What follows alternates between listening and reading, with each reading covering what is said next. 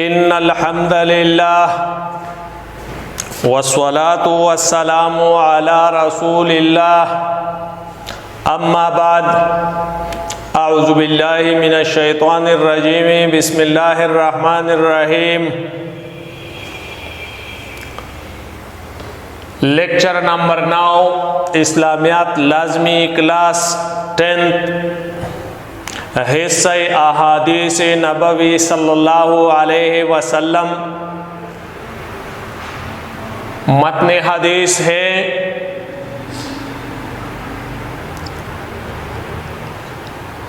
عبداللہ بن مسعود رضی اللہ تعالی عنہ اپنے باپ سے روایت کرتے ہیں، وہ فرماتے ہیں کہ رسول اللہ صلی اللہ علیہ وسلم نے فرمایا من نصر قومہ علی غیر الحق فہو کالبعیر الذی ردا فہو ینزع بذنبہ او کما قال رسول اللہ صلی اللہ علیہ وسلم من نصر قومہ علی غیر الحق فہو کالبعیر الذی ردی فہو ینزع بذنبہ او کما قال رسول اللہ صلی اللہ علیہ وسلم رواہ سنن ابی داؤد۔ محترم سامعین کرام، طلباء و طلبات عظام، آج جو حدیث کا حصہ ہم پڑھا رہے ہیں، سن رہے ہیں، اس کے متن حدیث میں حضور اکرم صلی اللہ علیہ وسلم ایک اہم بات کی طرف اشارہ فرماتے ہیں، وہ یہ ہے کہ ایک شخص خصوصاً اسلام میں اپنی قوم، اپنی ماتحت، اپنی رعایا، اپنے خاندان، اپنے اہل و عیال کا خیال رکھتے ہوئے ناجائز بات اور ناجائز کام کے سلسلے میں ان کا حمایت کرتے ہیں، اور دوسرے لوگ جو کہ حق پہ وہ ہے لیکن وہ انصاف اور عدل سے کام نہ لیتے ہیں ان کے بارے میں، اور فیصلہ صادر فرماتے ہیں اپنے حق میں، حالانکہ وہ ناجائز پہ ہے، تو حضور صلی اللہ علیہ وسلم نے اس حدیث مبارکہ کے ذریعے ایک تشبیہ دی ہوئی ہے کہ اس شخص کی مثال کس طرح ہے۔ جس طرح کہ آپ نے متن حدیث یعنی الفاظ حدیث میں سنی، من نصر قومہ، جس نے مدد کی اپنے قوم کی، قوم سے یہاں پہ مراد ہے قوم، قبیلہ، مسلمان، اہل و عیال، اقربا، رشتہ دار، تمام جو اس کے ماتحت ہے، قوم کی حیثیت رکھتے ہیں۔ من نصر، جس نے مدد کی، امداد کی، قومہ، اپنی قوم کے، علی غیر الحق، لیکن ناجائز میں، ناحق میں، فہو، پس وہ شخص، کالبعیر الذی، اس اونٹ کی طرح ہے، کاف حرف تشبیہ، بعیر اونٹ، جمل بھی اونٹ کو کہا جاتا ہے، بعیر بھی اونٹ کو کہا جاتا ہے، عربی بہت وسیع زبان ہے۔ کالبعیر الذی، الذی اس میں موصول ہے، کل بعیر الذی، اس اونٹ کی طرح ہے، اس شخص کی مثال۔ ردا اور ردیا کے دونوں الفاظ مستعمل ہے مجہول اور معروف۔ ردا جو گر چکا ہو، ردیا جو گر رہا ہو، یعنی حالیہ اور ماضی دونوں کے الفاظ مستعمل ہے۔ ردیا جو گر رہا ہو اب حال میں، ردا جو گر چکا ہو، ایک کھائی میں، ایک کنویں میں،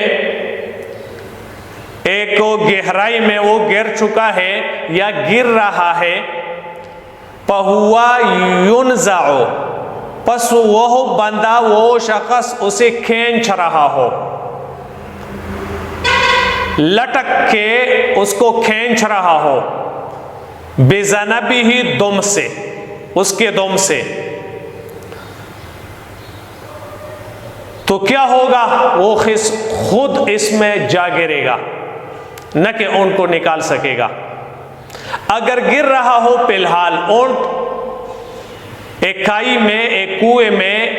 ایک گہرائی میں گر رہا ہو، اور ایک شخص نے دیکھا کہ یہ اونٹ تو گر رہا ہے، اونٹ تو بہت بھاری چیز ہے، بھاری وزندار ہے، اور انسان کی اتنی پاور اور طاقت نہیں ہے کہ سنبھل سکے اس کو،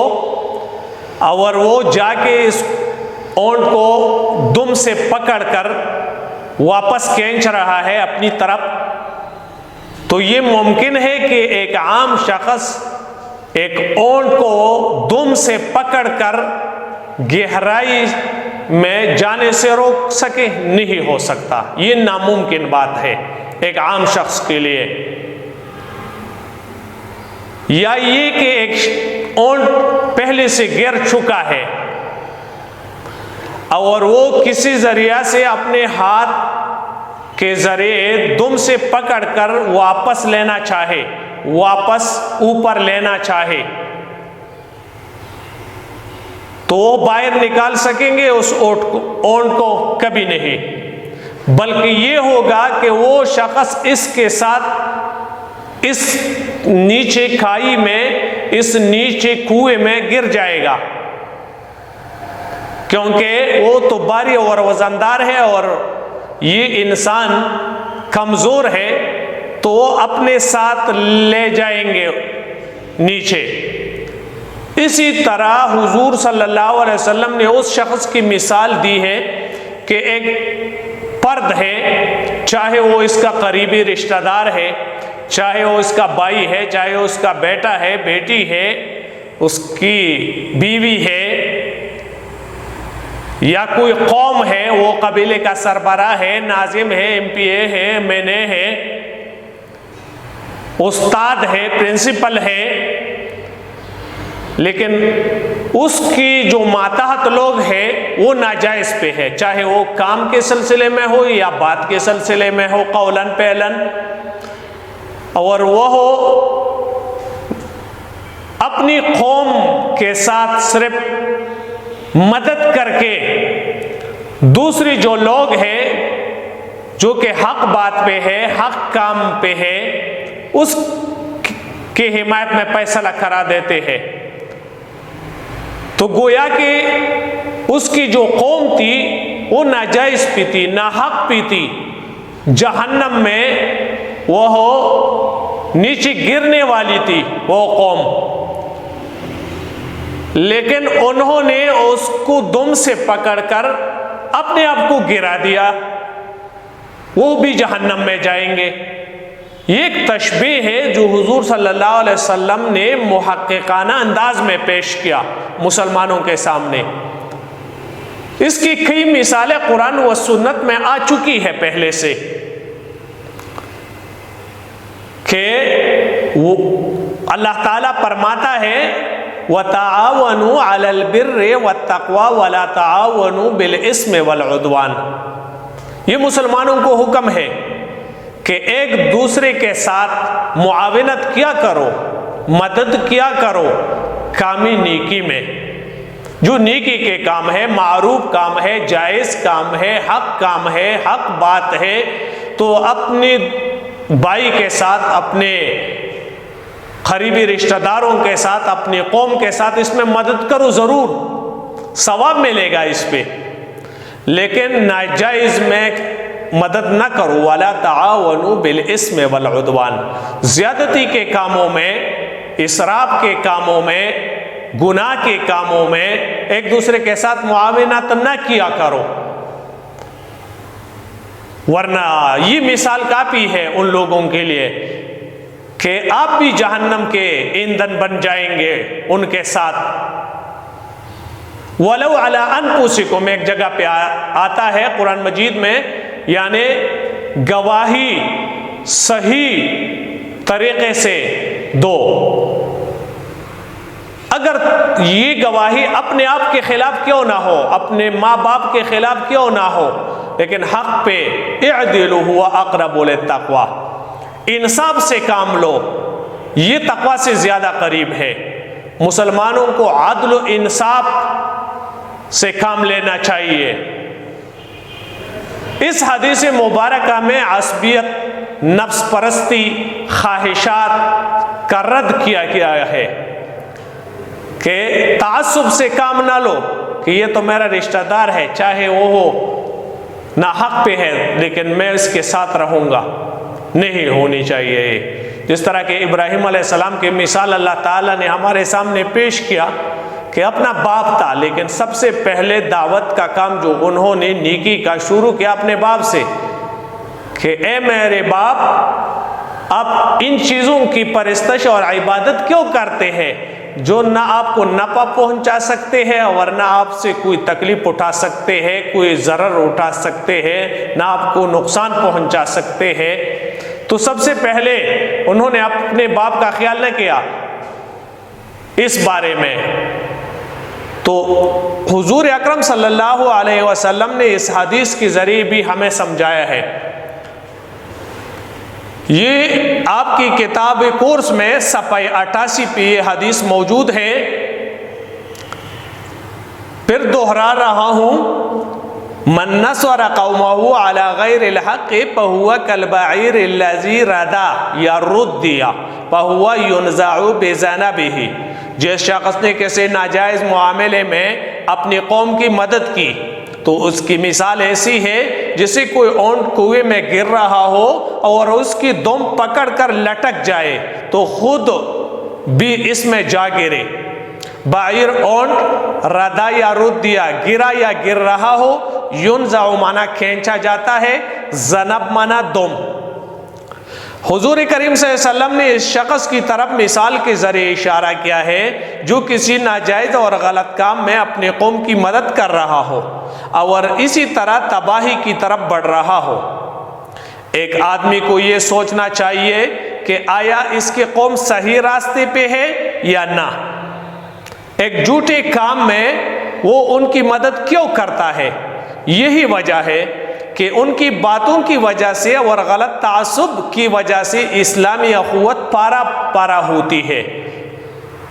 اسلامی معاشرہ کمزور ہو جاتا ہے۔ ہمیں چاہیے کہ ہم قومی، نسلی، لسانی، علاقائی تفریقوں سے بالاتر رہے اور سچ کا ساتھ دے، چاہے یہ اپنوں کے خلاف کیوں نہ ہو، ورنہ مثال اس اونٹ والی کی طرح ہوگی جس کی مثال حدیث مذکور میں دی گئی ہے۔ چونکہ اسلام ایک دین عدل ہے، اسلام انتہائی خوبصورت عادلانہ دین ہے، یہ زندگی کے ہر شعبے میں عدل و انصاف اور حق و صداقت پر چلنے کی تاکید کرتا ہے۔ اللہ تعالیٰ نے فرمایا تعاونوا علی البر والتقوی، یعنی ایک دوسرے کے ساتھ بھلائی اور پرہیزگاری سے تعاون کر لیا کرو، جائز کاموں میں ان کی مدد کرو۔ ولا تعاونوا علی الاثم والعدوان، اور خیال رکھو کہ کسی گناہ اور ظلم میں ان کا ساتھ نہ دو۔ عصبیت اور قوم پرستی سے اسلام منع فرماتا ہے۔ حدیث مبارکہ میں یہ کہا گیا ہے کہ جس نے عصبیت سے کام لیتے ہوئے تعصب، نفرت، انتقاماً کام لیتے ہوئے ناجائز کام یا ناجائز بات میں اپنے قوم کے ساتھ مدد کی تو اس کی مثال اس اونٹ کی طرح ہے جو کنویں میں گر رہا ہو یا گر چکا ہو اور کوئی اس کو بچانے کے لیے اسے دم سے کھینچتے ہوئے خود بھی اس کے ساتھ کنویں میں جا گرے۔ حضور کریم صلی اللہ علیہ وسلم نے ایک حدیث میں اس کی تشریح کرتے ہوئے فرمایا ہے، وہ شخص ہم میں سے نہیں جو عصبیت کو دعوت دے کہ یہ پلا علاقے کا ہے، یہ پلا علاقے کا ہے، یہ ہماری زبان والے ہیں، یہ دوسری زبان والے ہیں، یہ پٹھان ہے، یہ پنجابی ہے، یہ بلوچی ہے۔ جس طرح کہ قائد اعظم نے بھی فرمایا تھا کہ نہ ہم میں اب پٹھان ہے، نہ بلوچی ہے، نہ ہم میں پنجابی ہے، ہم سب ایک پاکستانی ہے، ایک وطن۔ اور اسلام نے اس سے بھی زیادہ ترجیح دی کہ یہ پاکستانی بھی تمام دنیا کے لوگ ایک ہی ملت ہے، تمام لوگوں کو ایک ہی نظر پہ دیکھا کرو، یکساں ہے انسانیت کے حوالے سے۔ خصوصاً جو منصف مقرر کیا جائے، جو ایک ریفری بنایا جائے، ایک جج بنایا جائے ایک شخص کو کسی معاملے میں،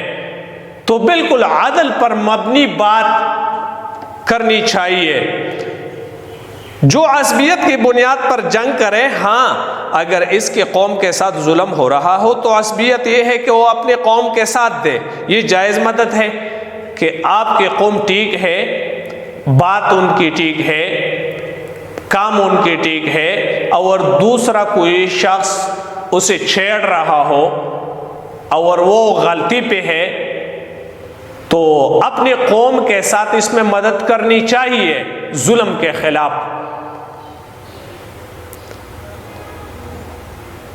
لیکن ناجائز کاموں میں ان کے ساتھ نہ دیا جائے، ورنہ مثال کے مطابق اس کا انجام اور اس کی قوم کا انجام اچھا نہیں ہوگا، بلکہ وہ بھی جہنم میں جائیں گے۔ تمت بالخیر۔